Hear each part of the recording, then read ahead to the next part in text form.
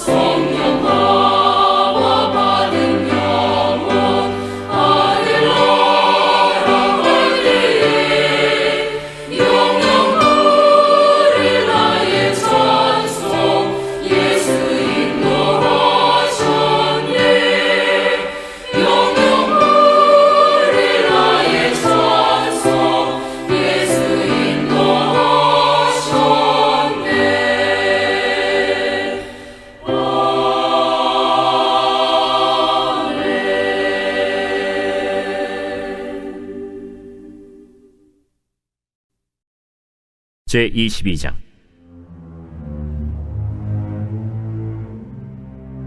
그 일 후에 하나님이 아브라함을 시험하시려고 그를 부르시되, 아브라함아, 내가 여기 있나이다. 네 아들 네 사랑하는 독자 이삭을 데리고 모리아 땅으로 가서 내가 네게 일러준 한 산 거기서 그를 번제로 드리라. 아브라함이 아침에 일찍이 일어나 나귀의 안장을 지우고 두 종과 그의 아들 이삭을 데리고 번제에 쓸 나무를 쪼개어 가지고 떠나 하나님이 자기에게 일러주신 곳으로 가더니 제3일에 아브라함이 눈을 들어 그곳을 멀리 바라본지라.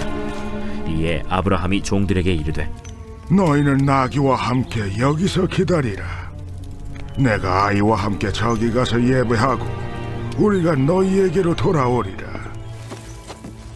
아브라함이 이에 번제나무를 가져다가 그의 아들 이삭에게 지우고 자기는 불과 칼을 손에 들고 두 사람이 동행하더니 이삭이 그 아버지 아브라함에게 말하여 이르되, 내 아버지여, 내 아들아, 내가 여기 있노라. 불과 나무는 있거니와 번제할 어린 양은 어디 있나이까? 내 아들아, 번제할 어린 양은 하나님이 자기를 위하여 친히 준비하시리라. 두 사람이 함께 나아가서 하나님이 그에게 일러주신 곳에 이른지라. 이에 아브라함이 그곳에 제단을 쌓고 나무를 버려놓고 그의 아들 이삭을 결박하여 제단 나무 위에 놓고 손을 내밀어 칼을 잡고 그 아들을 잡으려 하니 여호와의 사자가 하늘에서부터 그를 불러 이르시되, 아브라함아, 아브라함아, 내가 여기 있나이다. 그 아이에게 내 손을 대지 말라. 그에게 아무 일도 하지 말라. 내가 내 아들 내 독자까지도 내게 아끼지 아니하였으니 내가 이제야 내가 하나님을 경외하는 줄을 아노라. 아브라함이 눈을 들어 살펴본즉 한 순양이 뒤에 있는데 뿔이 수풀에 걸려 있는지라. 아브라함이 가서 그 순양을 가져다가 아들을 대신하여 번제로 드렸더라. 아브라함이 그 땅 이름을 여호와 이레라 하였으므로 오늘날까지 사람들이 이르기를 여호와의 산에서 준비되리라 하더라. 여호와의 사자가 하늘에서부터 두 번째 아브라함을 불러 여호와께서 이르시기를 내가 나를 가리켜 맹세하노니 내가 이같이 행하여 내 아들 내 독자도 아끼지 아니하였은즉 내가 내게 큰 복을 주고 내 씨가 크게 번성하여 하늘의 별과 같고 바닷가의 모래와 같게 하리니 내 씨가 그 대적의 성문을 차지하리라. 또 내 씨로 말미암아 천하 만민이 복을 받으리니 이는 내가 나의 말을 준행하였음이니라 하셨다. 이에 아브라함이 그의 종들에게로 돌아가서 함께 떠나 브엘세바에 이르러 거기 거주하였더라. 이 일 후에 어떤 사람이 아브라함에게 알리어 이르기를 밀가가 당신의 형제 나홀에게 자녀를 낳았다 하였더라. 그의 맏아들은 우스요 우스의 형제는 부스와 아람의 아버지 그무엘과 게셋과 하수와 빌다스와 이들랍과 부두엘이라. 이 8사람은 아브라함의 형제 나홀의 아내 밀가의 소생이며 부두엘은 리브가를 낳았고 나홀의 첩 르우마라 하는 자도 데바와 가함과 다하스와 마아가를 낳았더라. 이 시간 함께 예배하신 우리 사랑하는 성도님들의 삶과 가정 가운데 하나님으로부터 은혜와 평강이 넘쳐나기를 축복합니다. 오늘 우리가 함께 읽은 말씀은 하나님께서 아브라함을 시험하시는 장면입니다. 본문의 1절 말씀을 보시면 그 일 후에 하나님이 아브라함을 시험하시려고 그를 부르셨다라고 말씀하고 있죠. 하나님은 자신의 사람들을 검증하시고 또 확인하시기 위해 이 시험이라고 하는 방법을 종종 사용하셨습니다. 이 다니엘과 그의 친구들에게도 시험을 허락하셨고 욥에게도 그렇게 하셨죠. 출애굽 과정에서도 하나님은 이스라엘 백성들을 계속해서 시험하셨던 것을 볼 수 있습니다. 그런 하나님께서 지금 이 아브라함을 시험하시는 것입니다. 그의 믿음은 어떠한지 또 마음은 어떠한 상태인지 확인하시기 위하여서 시험하시는 것이죠. 이어지는 말씀을 보면 그 시험의 내용이 무엇인지 알 수 있는데요. 이 2절을 보면 여호와께서 이르시되 내 아들 내 사랑하는 독자 이삭을 데리고 모리아 땅으로 가서 내가 내게 일러준 한 산 거기서 그를 번제로 드리라 라고 말씀합니다. 하나님께서 아브라함에게 주신 시험은 이 사랑하는 아들을 번제물로 바치라는 것이었습니다. 이것은 결코 쉬운 일이 아니었죠. 이 100세까지 기다려서 아들을 얻은 아브라함 입장에서는 거의 불가능에 가까운 일이었을 것입니다. 여기에 우리가 주목할 표현이 하나 있는데요. 이 한글 성경에는 잘 드러나 있지 않지만 원어 성경을 보면 이 하나님은 아브라함에게 이삭을 바칠 것을 말씀하시면서 히브리어 단어 나라고 하는 것을 사용하신다는 것입니다.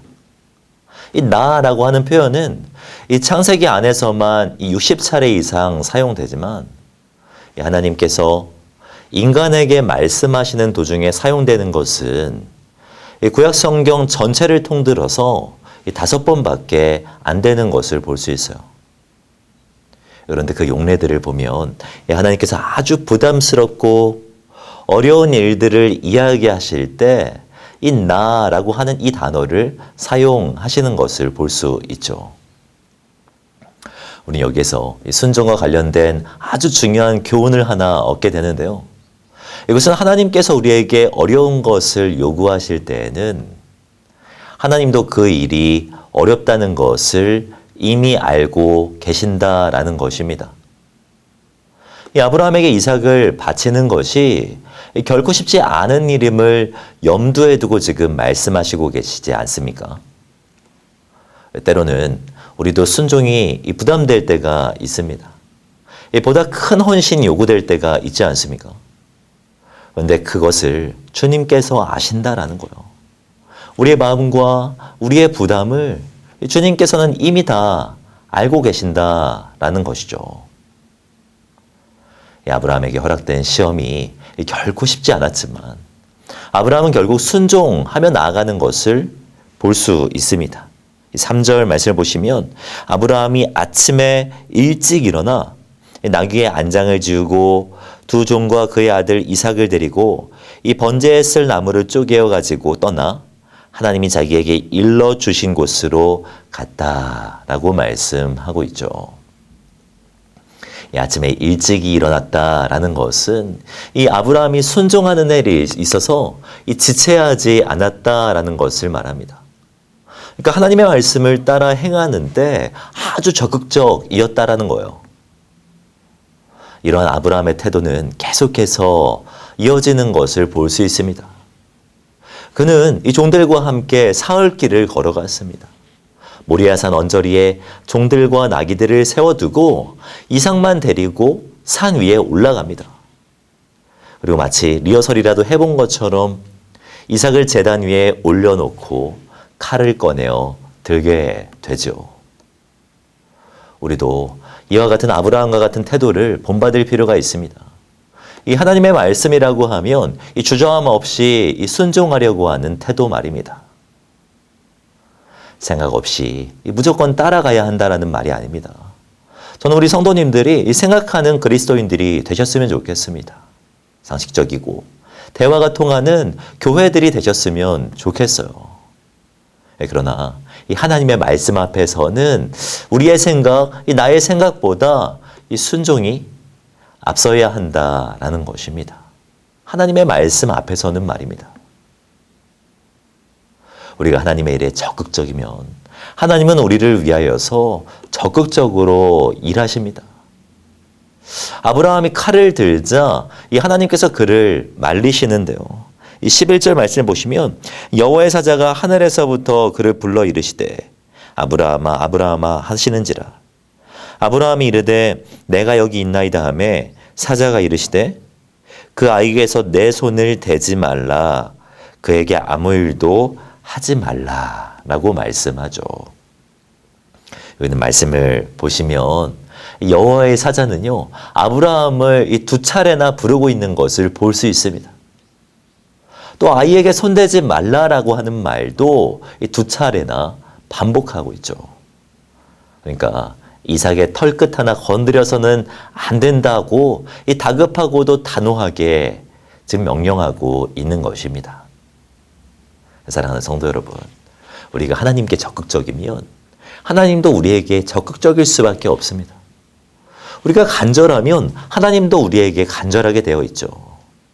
하나님께 열심일 때 하나님도 우리에게 열심히실 수밖에 없다라는 거예요. 하나님께서 우리에게 기대하시는 것은 다름이 아니라 하나님을 이와 같이 열렬히 경외하고 따라가는 것입니다. 누구보다 하나님을 사랑하고 그분을 우선순위 삼기 원하신다라는 거예요. 아브라함이 이삭을 향해 칼을 꺼내들자 하나님은 그를 말리시면서 이렇게 말씀합니다. 12절을 보면 네가 내 아들 내 독자까지도 내게 아끼지 아니하였으니 내가 이제야 네가 하나님을 경외하는 줄을 아노라 라고 말씀하죠. 하나님께서 아브라함에게 궁극적으로 원하셨던 것은 하나님을 경외하는 것이었습니다. 아들 독자보다 주님을 아끼는지 확인하고 싶으셨던 거예요. 하나님께서 우리들에게 기대하시는 것도 저는 이와 동일하다라고 생각합니다. 다른 것을 다 버릴지라도 주님만은 열렬히 사랑하겠다라는 고백을 우리 하나님은 듣기 원하신다라는 것입니다. 우리는 스스로 질문해 볼 필요가 있습니다. 나는 과연 하나님을 경외하는가? 무엇보다 하나님을 사랑하는가? 이 세상 무엇보다 주님을 소중하게 생각하는가? 이 질문에 진실로 고백하며 나아갈 때 하나님의 시험은 끝나게 되는 것입니다.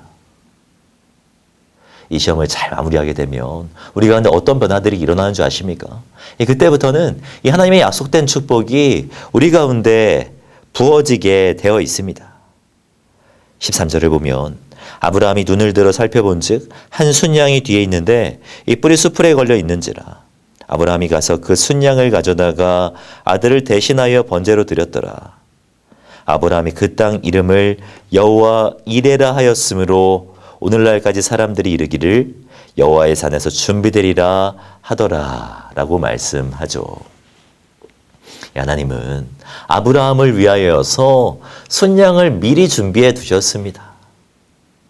여호와 이레의 하나님께서 아브라함을 위한 축복들을 준비해 두셨죠. 사랑하는 성도 여러분, 우리 하나님은요, 우리보다 앞서가시며 우리의 길을 준비하시는 분입니다. 그분에게는 계획이 다 있고요, 약속된 축복이 있는 것이죠. 우리가 해야 할 것이 있다면 하나님을 경외하기 위하여서 힘쓰는 것입니다. 물질, 재능, 시간 등 하나님보다 더 사랑하는 것이 있다면 내려놓는 거예요. 그리고 주님께 우리 자신을 드리는 것이 우리에게 필요한 것입니다. 그때 우리는 여호와 이레의 하나님을 경험하게 되는 것이죠. 숯불에 걸린 순양을 보게 되는 것입니다. 바라기는 아브라함처럼 하나님의 시험을 잘 넘어서시는 은혜가 있기를 바랍니다. 말씀에 순종하고 주님을 열렬히 경외하셔서 주님 약속하신 축복을 매일의 삶 속에서 누리시는 저와 성도님들이 되시기를 주님의 이름으로 축복합니다. 기도하겠습니다. 사랑과 은혜가 충만하신 하나님 감사합니다. 이 말씀을 통해 은혜 주시고 이 결단함으로 나아갈 수 있도록 인도하신 것 감사드립니다. 아브라함처럼 믿음의 길을 걷게 하시고 이 순종으로 주님의 기쁨이 되는 오늘 하루가 되게 하여 주시옵소서. 오늘의 삶에 주님의 계획과 뜻이 있음을 기억하게 하시고 주님의 말씀을 따라 살아가는 우리들이 되게 하여 주시옵소서. 무엇보다 여호와 이레의 하나님을 신뢰하게 하여 주시옵소서. 준비하시고 예비하시며 우리에게 보여주실 주님을 믿음으로 고백하며 오늘의 어려움을 믿음으로 승리하는 우리 모두가 되게 하여 주시옵소서. 이렇게 인도하실 주님을 기대하오며 이 모든 말씀 주 예수 그리스도의 이름으로 기도하오며 지금은 우리 주 예수 그리스도의 은혜와 하나님의 사랑과 성령님의 교통하심이 이 시간 함께 예배하시는 우리 사랑하는 성도님들의 머리 위에 지금으로부터 영원까지 함께 있을지어다. 아멘.